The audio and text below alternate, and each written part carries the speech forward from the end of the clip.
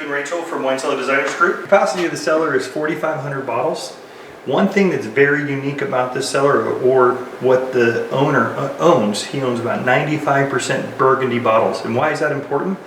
Well, all the bottles are around 3 3/4 cubicles, so we had to make most, or if not all, of the cubicles big enough to hold 3 3/4 size bottles for everything. He didn't want very much light, didn't want very much pizzazz. In the end, you'll see behind me, there's a lot of pizzazz and it looks very amazing. A couple of things we did. This is a Alder door, so we made a laminated veneered lumber. So what does that mean is our door is a core of laminated veneered lumber, guaranteed never to warp. We have an automatic door bottom that automatically seals when the door is shut. We have a dual pane tempered glass. They used a black stain with lacquer. As we enter, with this is that we used a wine barrel flooring, and so in this flooring we have the rights to be able to take the barrels, we flatten them out, and this is called our stave. So there's some inside of the bottle and outside of the bottle, and you can also see some of the rings where the stave was around it. Also inside here, the racks. All the racks are Alder wine racks with our what's called our early American stain. With that, we have different sections. So this is our champagne and magnum areas.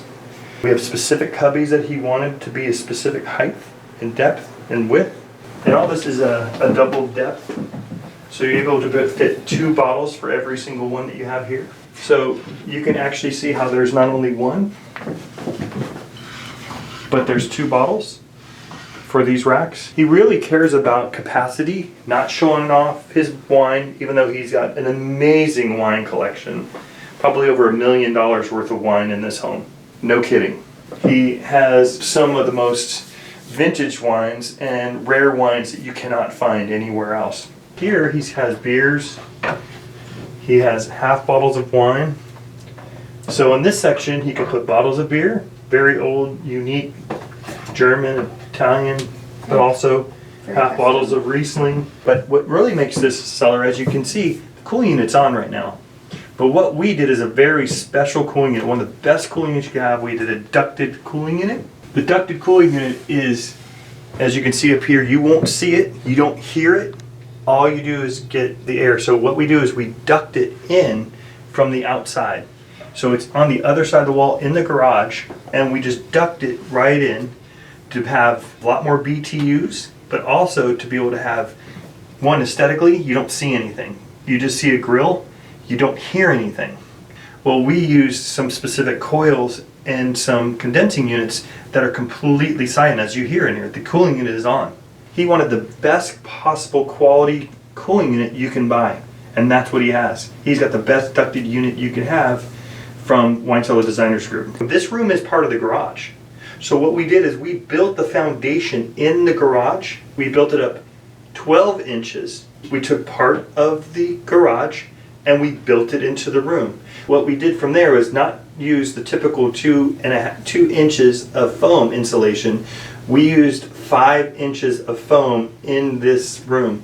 The customer is very adamant to have that to get the most R value you possibly can have in a wine room, to get the best insulation, to have the most efficiency with this cooling unit.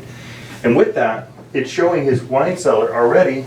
His unit is perfectly set for 65% humidity, and it's at 55 degrees right now. That's important. He wanted to have the most highest humidity that you can have in a wine room. He likes to keep his humidity for his bottles without it being, getting moldy or having any issues, because it's better for the corks, it's better for the environment, for the wine, for the long term. He's someone who buys a bottle of wine and plans on drinking that in 20 years.